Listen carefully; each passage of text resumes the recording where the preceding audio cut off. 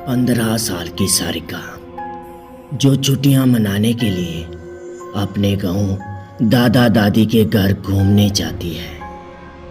सारिका जब अपने दादा दादी के घर पहुंचती है तो वहां उसके दादा दादी अपनी पोती को देखकर बहुत ही खुश होते हैं। पर यह बात किसी को पता नहीं थी कि जल्दी उनकी खुशियों पर ग्रहण लगने वाला था। सारिका के कुछ दिन तो उनके दादा दादी के यहाँ बहुत ही अच्छे से बीत जाते हैं।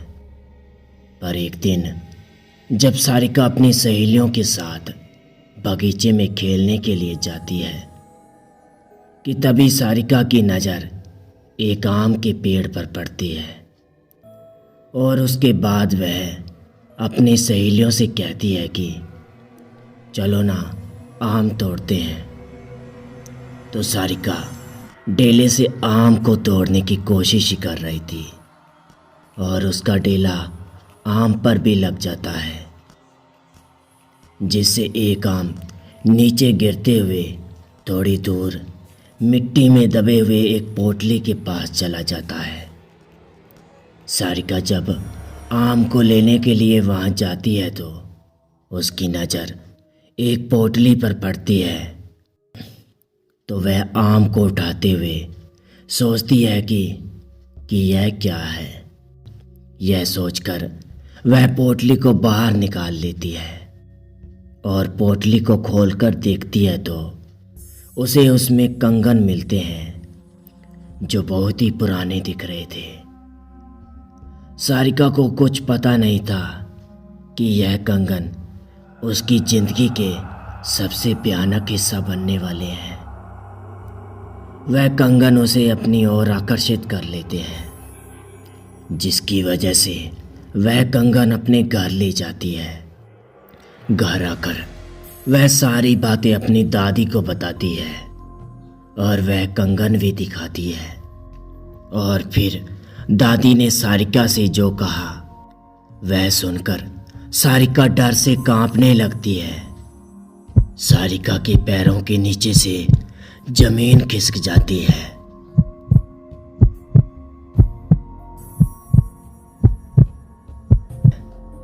सारिका पसीने में लथपथ हो जाती है क्योंकि दादी कहती है कि वह पोटली कोई आम पोटली नहीं थी, वह एक चुड़ैल की पोटली थी और तुमने यह कंगन उस पोटली से निकालकर उस चुड़ैल को गुस्सा दिला दिया है। वह तुम्हारे पास जरूर आएगी।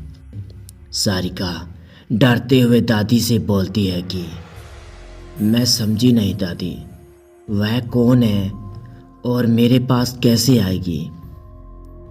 तो दादी ने सारिका से कहा कि ऐसी ही पोटली में भटकती हुई आत्मा को कैद करके जमीन में गाड़ दिया जाता है और तुमने उस पोटली को जमीन से निकाला है और उसका कंगन तुम अपने साथ लेकर आई हो। तुम इस मनुष्य कंगन के साथ उस चुड़ैल को भी अपने साथ ले आई हो। ऐसी भटकती हुई आत्मा अपना बदला लेने जरूर आएगी। सारिका इस बात से तो डरती है पर उसे ज़्यादा यकीन नहीं होता। वह जाकर अपने कमरे में सो जाती है कि तभी रात के करीबन 1 बजे उसके कमरे की लाइट अचानक ही जगने बुझने लगती है।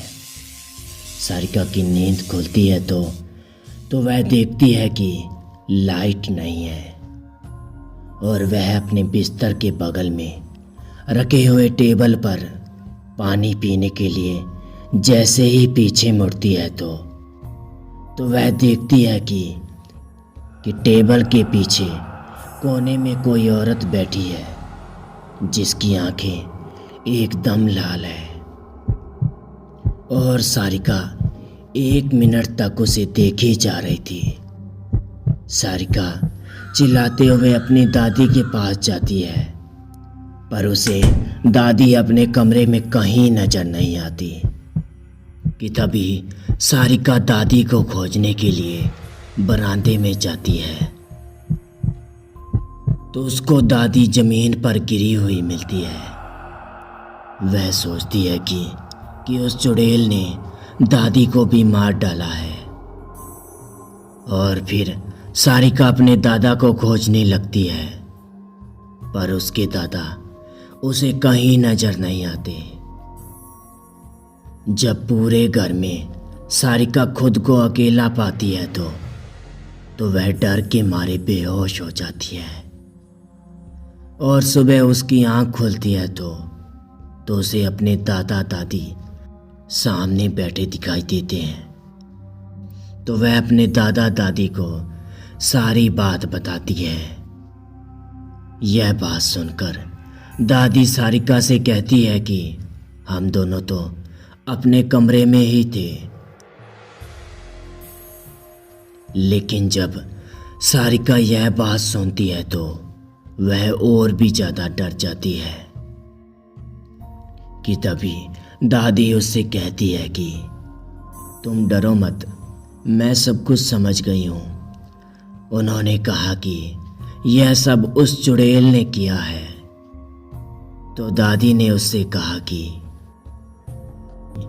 उस चुड़ैल से पीछा छुड़ाना है तो तुम्हें अकेले ही और रात में जाकर उस कंगन को वहाँ रखना होगा, क्योंकि वह तुम्हारे पीछे है। कि तभी सारिका हिम्मत करके कहती है कि ठीक है दादी, मैं जाऊंगी। और दादी ने कहा कि यह सब चुड़ैल तुम्हें इतनी आसानी से नहीं करने देगी। इसके लिए दादी ने उसके हाथ में जाने से पहले एक मंत्रों से युक्त ताबीज बांध देती है।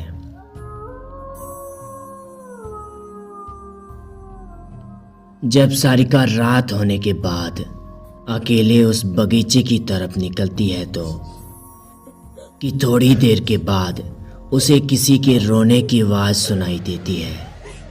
पर दादी ने उससे कहा था कि वह चुड़ैल तुम्हें अपनी तरफ आकर्षित करेगी, पर तुम उसकी ओर ध्यान बिल्कुल मत देना, वरना वह तुम्हें अपने कब्जे में कर लेगी।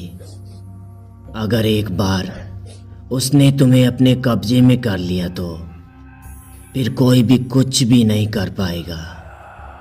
वह तुम्हें मार भी सकती है।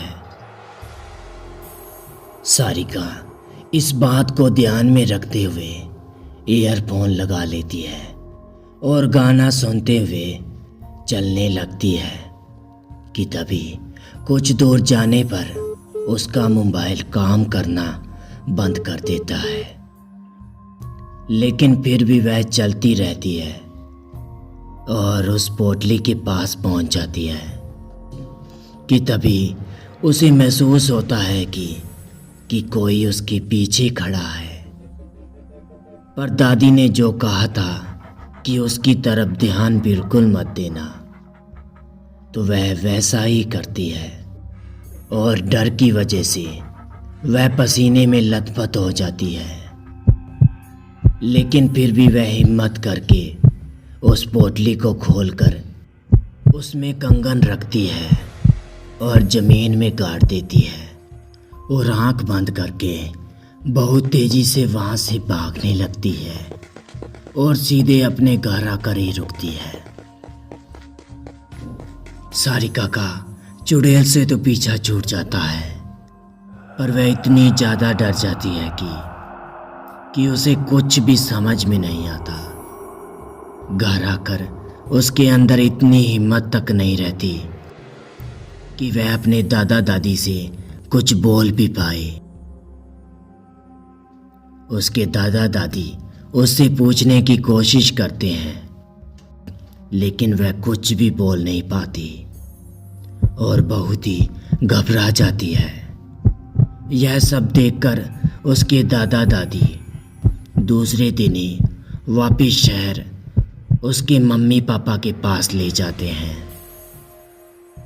लेकिन सारिका की जिंदगी का यह खौफनाक हिस्सा बन चुका था, जिसे वह आज भी सोचकर बहुत ज़्यादा डर जाती है।